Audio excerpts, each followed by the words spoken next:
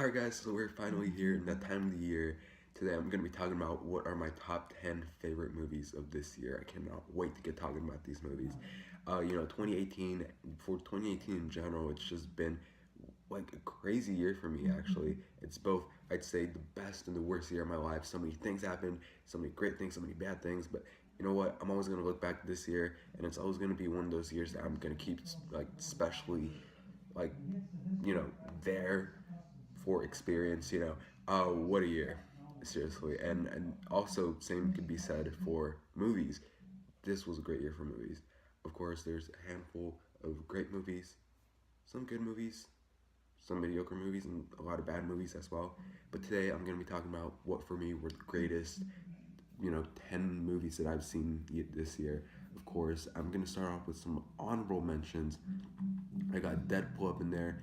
Not even in my top 15 of the year, but I think it deserves an honorable mention. Crazy Rich Asians, Blockers, my favorite comedy of the year. Iowa Dogs, and the Wasp. If you guys know me personally, you guys know that this movie really means a lot to me. And, that's not the reason why I like this movie. The reason why I like this movie is because I actually do think this is a pretty good movie, and a really good entry in the MCU. A Star is Born, which I had in my top 10, but then I rewatched it in IMAX a few weeks ago, and it didn't quite hold up. I think that there's some problems that I personally had with some of the narrative in the movie, but regardless, Star is Born is still a great movie. I still hope it gets a lot of Academy Awards. It almost made the cut. Creed 2 almost made the cut as well. Just what a great sequel. Of course, not as good as the first movie, but it's damn good. And Christopher Robin was so close to making the top 10, except it didn't. And the reason why is because, starting off with number 10, I just have to give my number 10 to Paddington 2. If it wasn't Christopher Robin, it's going to be Paddington 2. I think Paddington 2 is a better made movie, especially for what it is. The movie is sweet, it's charming, it's heartwarming. I walked out of this movie with a huge smile on my face. It has kind of a quirky and a wacky storyline, but it embraces that. And it's still a great movie, not just for kids, but for families. And it's a smart family movie. It's not one of those dumb family movies that you're just gonna be rolling your eyes at. No, this movie is actually smart. And Paddington 2, I'm impressed this movie made it this far in my top 10. This movie came back in the beginning of the year, in January. So for it to still be in my top 10 favorite movies of the year, that's very impressive. As for my ninth favorite movie of this year, I did not see this movie in theaters. It's a documentary, but I did catch it here at home. I streamed it a few weeks ago. Won't You Be My Neighbor? Won't You Be My Neighbor is just a very heartwarming and a very emotional documentary. Dives deep into the persona of Fred Rogers and, who he actually was and how much this show, Mr. Rogers' Neighborhood, really meant to him. I'm gonna be honest with you guys. I never grew up with Mr. Rogers, although I did hear about him just a few years ago. But I never grew up with him. But after 1 hour and a half of watching this documentary, I felt like I grew up with him, and I just had this powerful and emotional connection with not just him, but what he did by the end of this movie. This is also probably the only movie that made me cry hard after I watched it. I'm not ashamed to say that because this is a very emotional movie, or documentary, should I say. But Won't You Be My Neighbor, you guys probably missed out on this one, and you guys should all check this one out. As for my eighth favorite movie this year, this is a movie that people seem to be divisive on. Some critics didn't like this movie, some critics love this movie, but for the most part, the audience seemed to have loved this movie, and I'm a part of that audience. Bohemian Rhapsody. Maybe not, again, not a movie that critics seem to be loving, but I personally love this movie quite a lot. This is not exactly 100% accurate as for the story of Queen and how they formed, or the Live Aid performance, or well, I mean, the Live Aid performance obviously was real, but there's some things that happened before the Live Aid performance that didn't happen before the actual Live Aid performance. If you've seen the movie, you know what I'm talking about. But you know what? I'm not gonna let that determine to decide if this is a good movie or not. I'm going to judge this movie on its own merits and judge it from a storytelling point of view, which I thought the story was very well put together. And the story really shows you the ups and downs of Freddie Mercury. The ups and downs of being a public figure and the struggles that it comes with it.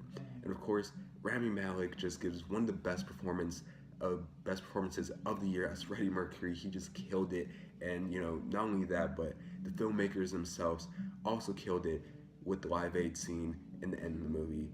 I loved Bohemian Rhapsody, and nothing's gonna change my mind on that. As for my seventh favorite movie of the year, Black Panther. In my opinion, this was the best standalone MCU movie. It really represents the African American culture, and it just has its own political take, which I loved how they handled that. And I feel like they really do show us a lot of T'Challa and the person that he actually is. And I also found that the world building is also very strong here with Wakanda. And the movie also gives us one of the best villains of the MCU to date, Killmonger. Killmonger, obviously portrayed by Michael B. Jordan, which he did a killer job as Killmonger. Killmonger is actually a person with his own motives, and for once, there are bits in this movie where you're sometimes rooting for him, and that's very rare where you're rooting for both the good and the bad guy, and because both of them have such good reasons. And I just loved everything that came with this movie.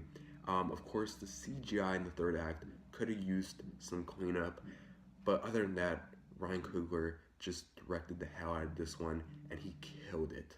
Of course, I picked up the movie the very first day it came out, and I watched it 7 times already. I love this movie. Again, the best standalone MCU movie. As for my sixth favorite movie this year, 8th Grade. You know what? This is definitely one movie that just came close to making me feel as if I was back in middle school again, and it just put me back in that setting.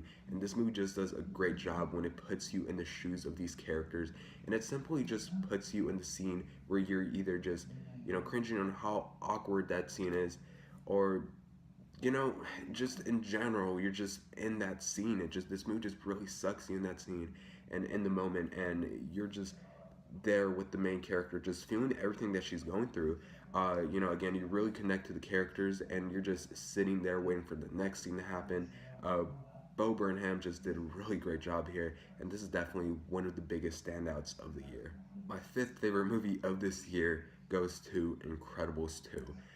Look, I know I gave this movie a perfect A+ when I first saw it, and then I watched it more. I think I watched it 5 times already, and I admit probably that A+ came from me having such a fun time at that IMAX fan event. Of course, I got the badge here. I watched the first and second movie in IMAX. I just had such a great time. One of my favorite movie-going experiences of this year. But regardless, I still love this movie. Really, my only problem here that I didn't have the first time around, but that I had the other times around, is the villain. He is a tad, not generic, but he's just not a great villain, but he's still a pretty good villain, I'd say. By any means, this is not just a great Pixar movie, but as an actual animated movie itself, this was such a blast to watch, especially those scenes with Jack Jack. And this movie just has entertaining and engaging characters that you might end up connecting with in the end of the movie. And it's just safe to say that this movie paid off after the 15-year wait.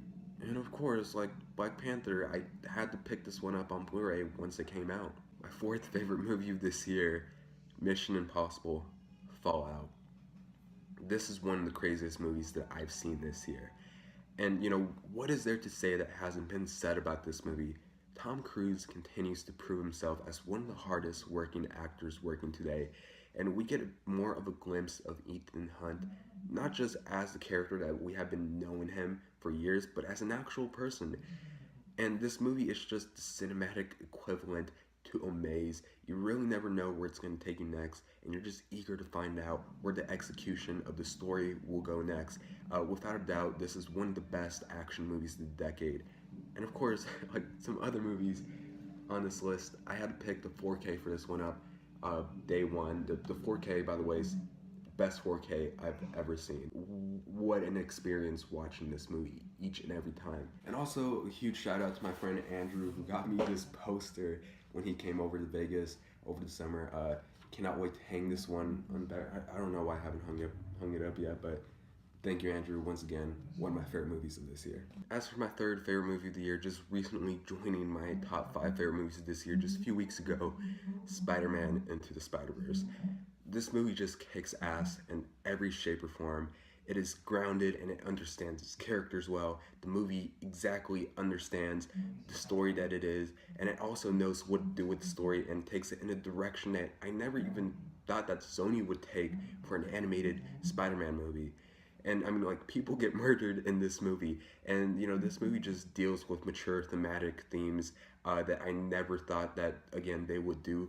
Uh, there's just so much time and effort put into every frame of this movie with its clever animation. And you know, I saw this movie 3 times already. I know the first time when I saw it, I gave it an A, but then the next day I returned. I saw it in IMAX 3D this time. IMAX 3D experience was beyond crazy, by the ways. And that's when I decided to raise this movie up to an A+, which is honestly one of the most outstanding animated movies that I have ever seen. Not just of the decade, but just in general, one of the best animated movies I have ever seen. And of course, there's nothing good coming out next week, so I will be seeing this movie a 4th time next week, and I'm very excited to see it again. And my second favorite movie of this year goes to Widows. Widows, I saw this movie in theaters. I didn't do a movie day on it because I didn't know that I was going to love this movie this much. And I saw this movie kind of late as well, so I didn't think you guys would care for a review. But man, I regret not making that review because this is a movie, again, that I never expected to love as much as I did. And every shot of this movie just sucked me into the story. And this movie just had me intrigued throughout. Every performance in this movie was just insanely good. You know, Viola Davis, Elizabeth Debicki, Michelle Rodriguez, Daniel Kaluuya, who, you know, Daniel Kaluuya's character in this movie is actually terrifying. Just the type of person that he is in this movie, he's terrifying in this movie. And I just love how everything in this movie just played out and how everything unfolded. And in the end, there was just so much that I was rooting for in this movie. This was an insane cinematic experience. As for my favorite movie of the year, if you guys haven't guessed it, Avengers Infinity War. Again, is there anything that I just need to say that hasn't been said about this movie? This movie just does a fantastic job on balancing every storyline that this movie has, and it just never falls short of being a fantastic movie. And you know, it's 10 years leading up all to where we got with Avengers Infinity War. And again, this was just another insane experience, just watching this movie as a huge fan of the MCU. And you know, I didn't put this as my favorite movie simply because it's an MCU movie. No, this movie just gets everything right as a film, and it just emotionally connects you with these characters more than you are. And it gives you what I think is probably the best storytelling in any movie this year. You know, and this is only the beginning. Things, I'm sure, are gonna get much crazier with Avengers Endgame next year. And of course, like a normal person, I bought the Blu-ray the very first day it came out. And I also got these very cool posters at Cinemark that they're giving away. And you know, I think it's important to note that this is the most that I've ever seen a movie in theaters ever. I saw this movie 5 times in theaters. Wow. Again, in my opinion, just a cinematic experience. Alright guys, so I had a great time talking to you guys about my favorite movies of 2018. Of course, it feels so good honoring my top 10 favorite movies of this year. And, you know, I'm curious, do you guys agree with me? Do you guys disagree with me in any movies? You know, I'm 100% sure that you guys aren't exactly going to agree with me exactly, but, again, I had a really good year working on my channel this year, and of course, all that is because of your guys' support this year. I'm just thankful for every one of you guys watching this right now, you know, my subscribers, people who go out and interact with me here on YouTube. Again, what a year. I hope 2019 gets better. And as for this is my last video of the year. What a great year once again. But anyways, thank you so much for watching. Please like and subscribe, and Happy New Year to all you guys. And I'll see you guys for my next video.